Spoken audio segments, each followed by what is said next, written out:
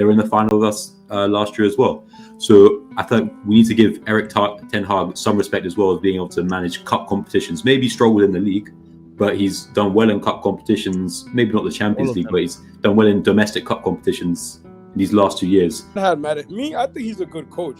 He just wasn't that right for that job. Ten Hag, bro, like how long are you guys going to tolerate this? There was a list of 2 seasons. There's a list of records being broken, negative records being broken by Ten Hag, and I was reading the list and I was like, wow, like yo, it is crazy. I don't think you guys should keep Ten Hag. I don't like his ego. I don't like every season he has a problem with one player or that player. Every season there's A or B going on. Like I just don't like all of that. Like it's been only 2 seasons, but like just filled with like drama on his side too. And I know the team isn't playing good. I know there's the injury concerns and everything, but there's also been drama like on his side, like with the Cristiano Ronaldo drama, with the Sancho, with lately Casemiro, with like you keep hearing, oh, with this player, even his own darling boys like Anthony and stuff like that. I'm like, yo, like there's always something just going on that has nothing to do with football with Ten Hag and the squad. So if that is going to be the case, I would think you guys should look elsewhere for like, if you want to give him another chance, I don't mind, but I don't think Ten Hag is the man for the job. Honestly, I don't think.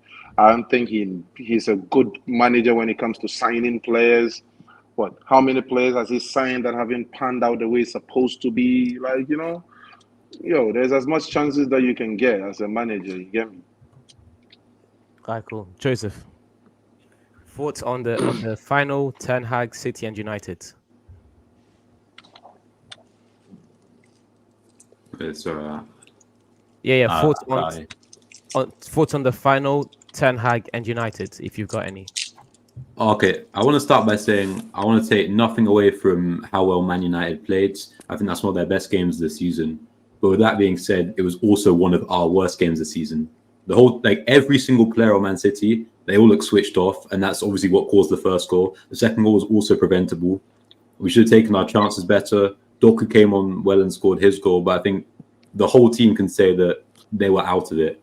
I don't know whether that's because there's people saying, oh, maybe like Foden or whoever else was, like Grealish was celebrating too hard the week before winning the Premier League. I think that's nonsense. I think we just weren't taking this game as seriously and giving United the respect they deserved coming into this, because we know that United have done well in cup competitions. They won the Carabao Cup last year. They were in the final with us last year as well. So I thought we need to give Erik Ten Hag some respect as well as being able to manage cup competitions. Maybe struggled in the league, but he's done well in cup competitions. Maybe not the Champions League, but he's done well in domestic cup competitions in these last 2 years. And I feel like we weren't giving United the respect they deserved. And that's kind of how in the first half we were getting blown over by them. Okay. Maxwell, thoughts on the final Ten Hag and City? Me, I think he's a good coach. He just wasn't that right for that job. That was his problem. And the one problem was they should have just made him a coach instead of a manager. Just be the coach and let them other guys sign the players, and you throw your little, hey, I might like this guy, or you know what I mean, this guy might be good, you know what I mean? But like this whole like, yo, this is me, it's my shit, I'm running, I'm signing it, CR7 kick rocks, Sancho get lost. Nah, man, he's a lunatic. But he's one of those guys, I see him as, he stands on what he stands on. He'll die on his own hill. And that's what the results you live with. If you stand on what you stand on and you think, yo, I'm right, all right, whatever, you're right. You're going to stand on fall off the fucking map. Pardon my language. But, you know what I think is going to happen? Yeah, go on. You want to know what's going to happen?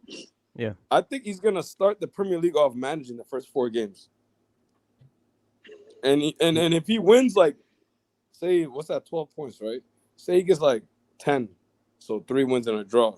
Whoever your schedule is, whatever.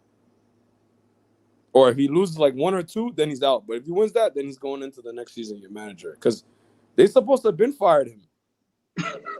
That's crazy.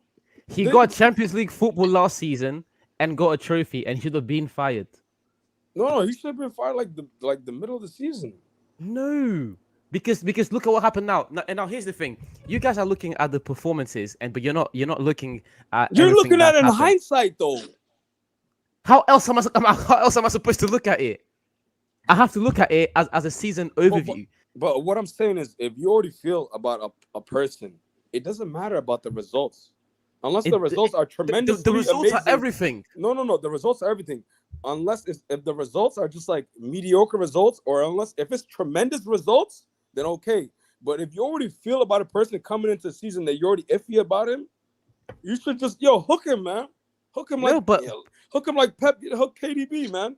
Get him out of here. But we weren't iffy about Ten Hag. It was quite the opposite. You United. United. You okay? Go ahead. My bad. Go ahead. You probably United.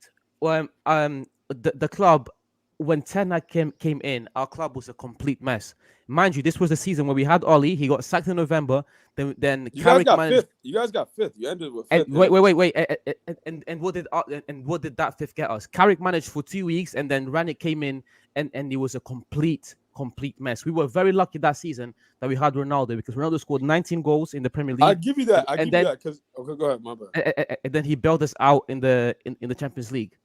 The club was a mess. There was no direction. And there was you that whole mess. You sold on that, and still you had what you had to say about Ronaldo. There was that whole mess at the start of the season. I have the videos though. Ten Hag was still able to take that team from where they were, took them to Champions League football, and won a trophy that season. Coming into this season, fair enough, there are doubts about the squad, but mind you, last year we had the best defense in the whole league. Yeah, I know. Yeah, you guys. Last season we had the even above City, who were able to win the treble, even above Arsenal, who were able to have an amazing run. We had the best defense in the league, and we finished third. That defense that we had was made of Luke Shaw, Martinez, Varane, Dalot, and De Gea. Now we got another goalkeeper in Onana, and Onana could be criticized, but out of that back line, out of those four players that we had for the whole season, Luke Shaw injured, Varane injured, Martinez injured, and that's just the back line. How is the manager? Shaw's always injured, how is it? But he wasn't. He wasn't injured. He's not been injured like that for the past 3 seasons. He's picked up injuries at the start of this season. When was the last time Luke Shaw played over 30 games in the Premier League? Sorry, I want to know that. When was the last time Luke Shaw played over 30? Like he's not like. He's just never there, man. But you're talking about injuries. He had more or less that last season.